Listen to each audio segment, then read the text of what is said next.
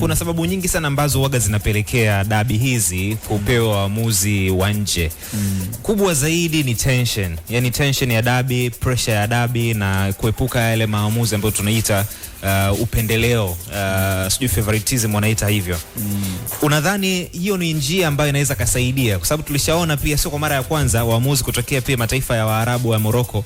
Tunapata nafasi ya kuchezesha kushuhudia dabi ambayo ina waamuzi wa Morocco. Kwa nafasi nyingine tena hiyo tunaenda kushuhudia dabi nyingine. Kuna chochote ambacho kinaweza kubadilika au chochote kinachoenda kuongezeka?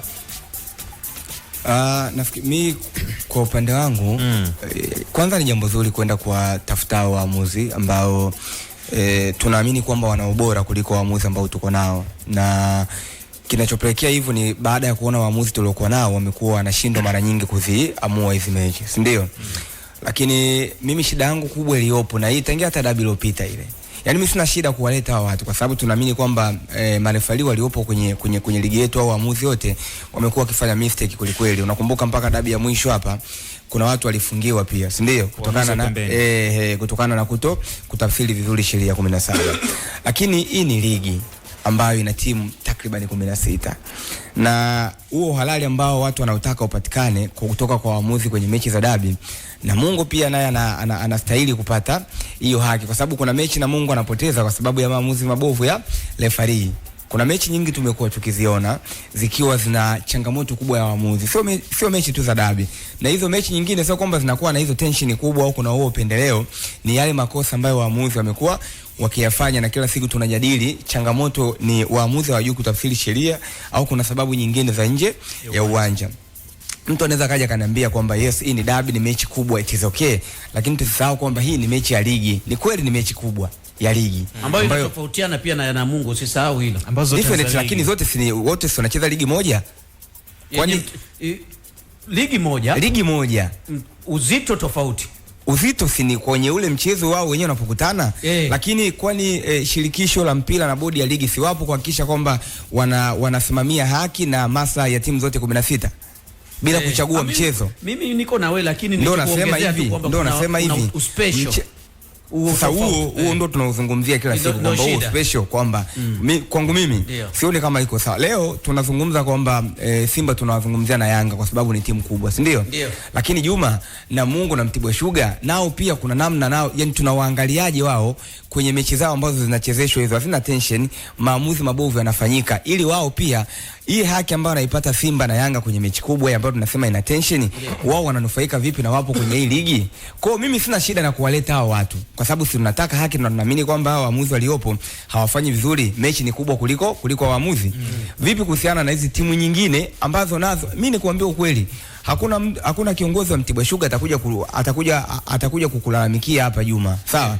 Lakini tukiangalia hizo mechi tunaona kuna makosa ya waamuzi yanafanyika. Mfano hata tuseme sio Namungo wala sio Mtibwa. Mfano mechi ya Simba na Azam kulikuwa kuna makosa mengi sana kiuamuzi.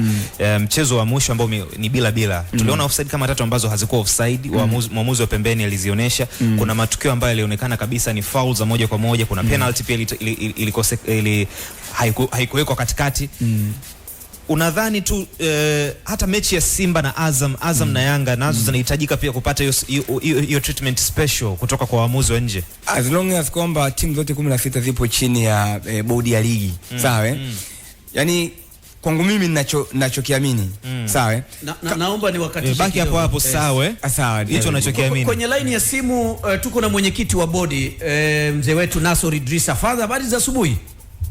Asante kabisa. Kwanza kwa mimi niko salama kabisa na tuko na wewe live kupitia Crown Sports asubuhi ya leo, na tumeshaanza mjadala wetu hapa mwenyekiti. Tunachojadili hapa, tumeona rumors tangu jana kwamba mechi ijayo kati ya Simba na Yanga uwezekano wa kuwatumia waamuzi kutoka nje ni mkubwa sana. Hebu tupe ukweli wa taarifa hizi. Ni kweli bodi mmefikiria kufanya hivyo kama ambavyo imetokea siku za nyuma kwenye dabi? Japo bado bodi haijatangaza rasmi, lakini nikiri tulikuwa nafanya jitihada hizo za kupata waamuzi kutoka nje ili waje kutuchezeshea mchezo wetu wa dabi. Na lengo kubwa ni kitu gani? Lengo kubwa kwanza ni kubadilishana uzoefu, kwa sababu kama unajua mchezo wa mpira unakuwa kuna mambo ya kujifunza, wachezaji wanajifunza, viongozi mnajifunza, waamuzi wanajifunza, waandishi mnajifunza kutoka kwa watu wengine vile vile. Kwa hiyo kujibadilishana uzoefu, kuzidi kuboresha ligi yetu, kuzidi kupata uzoefu zaidi. Kwa sababu kama unajua, kwani Tanzania ina watu milioni 70, haina wachezaji mpira, lakini klabu zote zina wachezaji kutoka nje. Si kwamba wachezaji wetu hawajui, hapana, ni kubadilishana uzoefu, kupata uzoefu zaidi. Klabu zote zina viongozi, lakini zipo klabu ambazo zina masio kutoka nje. Wa Tanzania hakuna ambao wanaweza kuziongoza, zipo, na badilishana uzoefu ili kujifunza zaidi. Kwa hiyo hata sehemu ya waamuzi tunawapa mafunzo huku kwenye mafunzo ya kawaida, na vile vile tunapata uzoefu mwingine na tunajifunza kutoka kwa uzoefu wenzetu. Lakini Idrisa, kwa nini huu uzoefu, umezungumza vizuri swala la uzoefu, kwa nini huu uzoefu waamuzi wetu wasiupatie kwanza darasani kabla ya practical kama hii, kwamba waamuzi wanaletwa tu kuchezesha? Huu uzoefu waamuzi wetu wananufaika nao kivipi? Hasa wanapowatazama hao wakichezesha. Tulitamani ama tulikuwa tunafikiria pengine tungewapeleka waamuzi darasani wakapata exposure kutoka kwa waamuzi wa nje, wakafundishwa nao waamuzi, kulikoni hichi kinachofanyika, kwa sababu ni jambo la dakika 90 na hao wanaondoka na hakuna kinachoendelea baada ya hapo. Ile darasani nafikiri labda nyinyi hamkupata muda zaidi wa kujiridhisha, kupata utafiti. Sisi ni taifa ambalo linaongoza, ambalo lina rekodi nzuri kwa mujibu wa mahitaji ya mafunzo ya waamuzi. Sisi ni mataifa ambayo yana rekodi ya juu kabisa, kwamba wanapata mafunzo kwa mujibu wa taratibu zinazotakiwa, kwa sababu na wao wana taratibu zao. Kila waamuzi wa level fulani wapate mafunzo mara 4 kwa mwaka, wa level fulani wapate mara 4 mara 6 kwa mwaka, na yote yanapatikana hayo. Hizi za darasani wanakwenda kila siku, na hizi za uwanjani wanahitaji vile vile kupata, kwa sababu hii ligi yetu ina mechi zaidi ya 420. Zina mechi ziko hapa zinachezwa. Hii mechi moja tu ikichezeshwa na maamuzi wa nje ndio itakuwa wamekosa uzoefu kabisa wa kusema hakuna kitu cha kujifunza hapo. Tunawaletea hata mchezo mmoja na wao waone labda nyingine ya kuona watu vipi wanafanya. Lakini huo special sasa wa mchezo mmoja fadha ndio kidogo unazua maswali kwamba mnaepuka makelele ya Simba na Yanga, kwa sababu mechi zingine pia waamuzi kama hao wa nje wanahitajika ili at least kujifunza na haki hiyo ipatikane kwa mechi zingine pia. Ukisema huu mchezo mmoja tu au ni special hata nyinyi huko kwenye chombo chenu cha habari, na sio nyinyi tu, wote mnapochukulia mchezo huu mnaochukulia ni kwamba ni mchezo special. Sio sisi tu kama wasimamizi wa michezo, hata jamii yetu kwa jumla. Huu mchezo wa Yanga Simba unachukuliwa ni mchezo mkubwa, ni mchezo ambao unavutia hisia za watu wengi, ni mchezo ambao unavutia kila kada katika kuona. Kwa hiyo ni jambo ambalo na sisi vile vile tunajaribu kuona kama ni kutafuta uzoefu mwingine tupate katika mchezo huu ambao unavutia watu wengi. Sote kwa pamoja tutapata kuona wenzetu vipi wanafanya, na ni mchezo mmoja tu katika michezo 420, na huu ni moja ya michezo mikubwa katika ligi yetu. Na hii inaonyesha waamuzi wetu bado kuimudu pengine mechi kama hii ni changamoto. Sasa nirudi kwako, ligi yetu inapochezwa, kwa hiyo tunapoleta wachezaji kutoka nje, nataka kuniambia hawa wachezaji wetu wa Tanzania kuimudu ligi yetu ni changamoto? Ni swala la kibiashara, lakini pia hawatoshi. Na mimi nijibu, maana hizi nyanja ziko nyingi, sio hii peke yake tu. Wataka kuniambia vijana wetu wote katika ligi yetu ni changamoto kuimudu ligi yetu, ndio maana tunaleta wachezaji kutoka nje? Inawezekana kwa sababu huo ushindani wa wachezaji uloko ni uwezi kulinganisha na wachezaji wa nje, hasa hivi vilabu vinapotaka kuvuka mipaka kwenda kwenye mashindano makubwa. Na mjoto wewe nataka wajifundishe kutaka kwenda katika level. Nataka kuona kila siku hapa tu wanacheza katika ligi yetu tu. Utamani wa Tanzania nao kuona kwenye ligi kubwa. Na kwa hiyo mlipofanya tathmini kama bodi, mmegundua moja ya sababu kubwa inayosababisha waamuzi wetu wasipate hata nafasi ku cross over ni kwa sababu hawapati mafunzo ya kutosha na uzoefu kutoka kwa waamuzi wa nje? Mafunzo ya kutosha wanayapata hapa ndani, wana wakufunzi wao wanawafundisha na ni wabobevu katika hiyo kada, lakini Tanzania sio kisiwa. Ndio maana hata wakati ya kilio cha kusema kwamba tusilete wachezaji kutoka nje, tubakishe hawa watu wa ndani, lakini baadaye hata tukiwabakisha, tukitoka hapa tunakwenda kucheza huko nje ambao tunakwenda kupambana nao, tukitaka nafasi za kucheza Afrika, tukitaka nafasi za timu ya taifa, bado unakwenda kukutana na uzoefu wa watu wengine kabisa. Kwa hiyo na waamuzi wetu vile vile wacha wapate uzoefu kutoka kwa wenzao, waone vipi wanachezesha, vipi wanasimamia michezo mikubwa, na ni mchezo ni mmoja tu ambao ni kama ni darasa la kujifunza. Maana kwenye maisha ya kibinadamu tungebakisha, tulimweka mchezo uliopita alichezesha Mtanzania, kelele zikawepo. Tunajaribu kutafuta sasa uzoefu tupate mwingine wa nchi nyingine ili tupunguze kelele, sio? Ndio hulka ya binadamu. Hakuna utakaloliweka binadamu kwenye nyama za kimya. Haiwezi kufika hapo kituo cha radio kikaamka leo ukasema mambo yote yako sawa, tunyamaza, hakuna la kuongea. Ipo siku hiyo? Hapana. Basi ndio maisha yanavyokwenda. Kila utakalolifanya ndio binadamu hulka yetu. Na ndio tuna nia njema kabisa, nia njema ya vijana wetu wapate uzoefu mwingine kutoka katika wenzetu nini wanafanya, na wao waone michezo mikubwa. Na ni mchezo ni mmoja tu katika michezo 400 na ya ligi yetu. Huu ni mchezo mmoja tu ambao tusimamiwa na waamuzi kutoka nchi nyingine. Tupate vijana wetu wajifunze vipi namna ya kusimamia michezo mikubwa, na wao watapata, unajua mchezo ukimalizika watakuwa wamepata japo moja la kujifunza au mawili. Na bodi, mkifanya tathmini kwa ujumla, mnaweza mkatuambia kwamba chanzo kikubwa cha waamuzi wetu pengine kutofikia katika ubora wa juu kama hawa mnaowaleta, sababu kubwa hata kwa uchache ni zipi? Nchi ni yetu wote. Sisi ni viongozi, tumepewa dhamana tu ya kuongoza. Hatuna majibu ya kila jambo katika nchi yetu, hapana. Sote kwa pamoja. Nyinyi hamko hapo kwa sababu labda muondoke tu. Na nyinyi vile vile ni Watanzania. Ni mpira ni wetu vile vile. Na mmekaa studio kwa ajili ya kuzungumza mpira huu. Sio? Ndio. Kwa hiyo tunajaribu kutatua kila tatizo, lakini kama unajua ligi sio ya TFF, ligi sio ya bodi ya ligi ya Watanzania wote pamoja. Ninyi ni waandishi, ni wadau wakubwa ambao mnafuatilia kila jambo. Lakini nyinyi ndio wadau, sisi ni wadau, ninyi ni wadau namba moja, na ndio maana tumewapa mamlaka hiyo. Nyinyi mtuongoze. Si kila Mtanzania anaweza kupata nafasi ya kuongoza mpira, lakini nyinyi wachache mliobahatika mnaweza mkatuambia kupinpoint kwamba changamoto kubwa ya waamuzi ama swala zima la uamuzi kwenye mpira wetu ni kipi? At least itatusaidia hapa kuona umuhimu wa waamuzi wa nje kuja kuleta uzoefu kwa waamuzi wetu. Tanzania sio kisiwa. Changamoto ya waamuzi haipo Tanzania tu. Tumeangalia juzi tu finali hapa ya AFCON hapa, kulikuwa na mambo mengi ambayo yamelalamika ya waamuzi. Ukienda kwa nchi zilizoendelea dunia ya kwanza kuna changamoto kubwa, na japo sasa wao wameendelea teknolojia na VAR, na bado kuna changamoto zinatokea. Kwa hiyo sio changamoto ya Tanzania, ni changamoto ya mchezo wenyewe na dunia kwa ujumla ya huu mchezo. Kwa hiyo hatuwezi kuwatenga tukasema Tanzania changamoto za waamuzi kwa Tanzania peke yake. Hapana. Ni changamoto za mpira ni za dunia nzima ambazo kila mmoja tunapambana kwa upande wake kujaribu kuziondoa na kuzitatua. Kwa hiyo tunakubaliana kama ni changamoto ya dunia nzima, Fadha, hata hao wanaokuja pengine wanaweza wakaharibu vile vile kama wakwetu hapa. Ni binadamu hao. Kwa mnajipangaje kama ikitokea jambo kama hilo?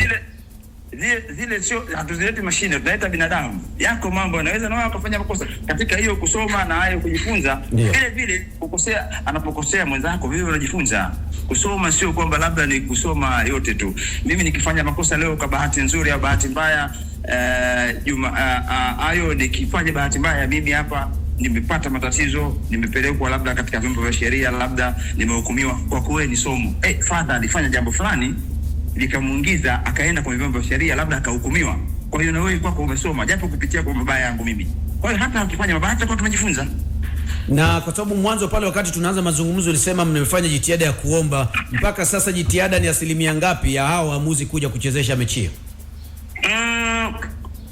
Very soon, manake nafikiri muda mchache tu ujao hapo, na hatuvuka nje ya muda, nafikiri tutakuwa tayari tumetangaza tupo katika njia nzuri kabisa.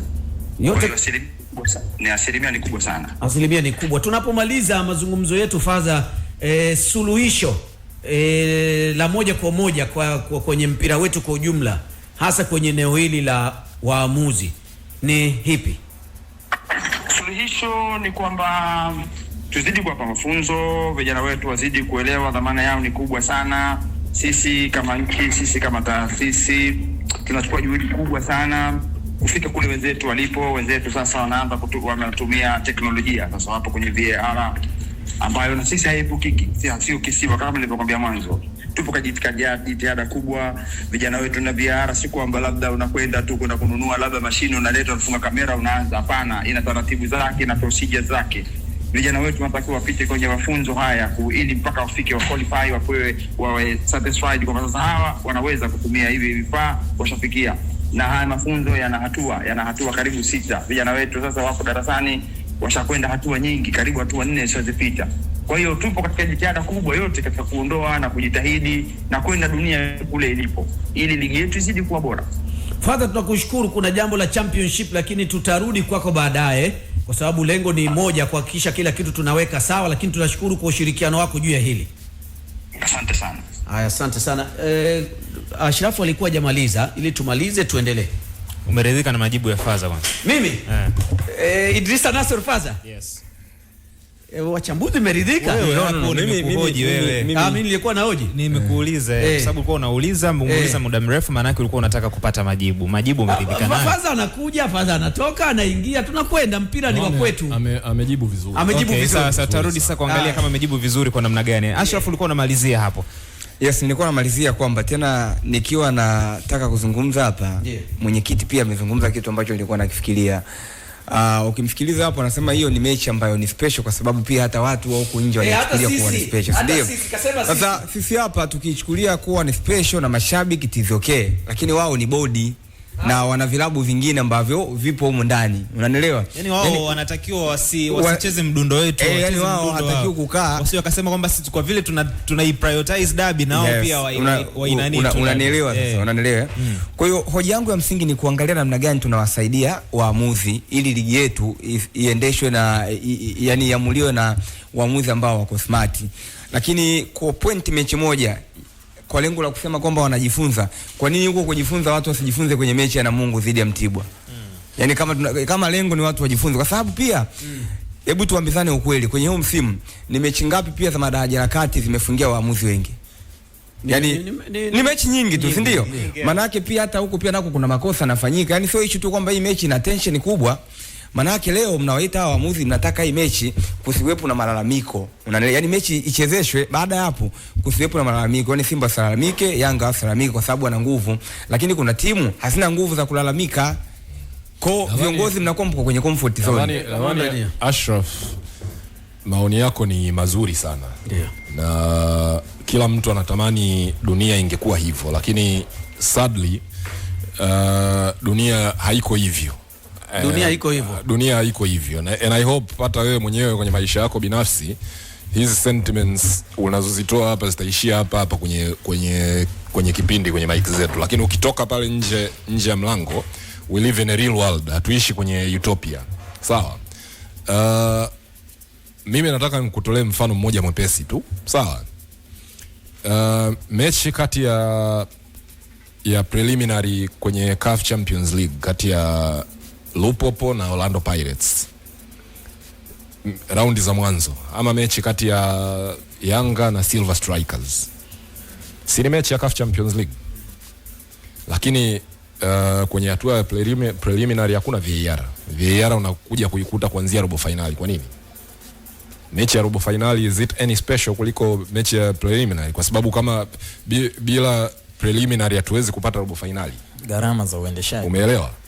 Kwa hiyo katika hali ya kawaida, cha kwanza kabisa tukiondoka tu kwenye hii issue ya waamuzi tu, yani tuiweke issue ya waamuzi pembeni. Uhalisia ni kwamba hii ligi ina timu mbili kubwa, Simba na Yanga. Sawa? The way ambavyo hizi timu zitakuwa treated haiwezi kufanana na the way timu zingine ambayo ni fair. Is it fair? Whether it's fair or not, that's the reality. Wewe kama mchambuzi mkongwe kabisa, ni fair? It's fair kwa sababu ni hali ambayo tunaikubali. Tupo mwaka wa mbele. Imewashika.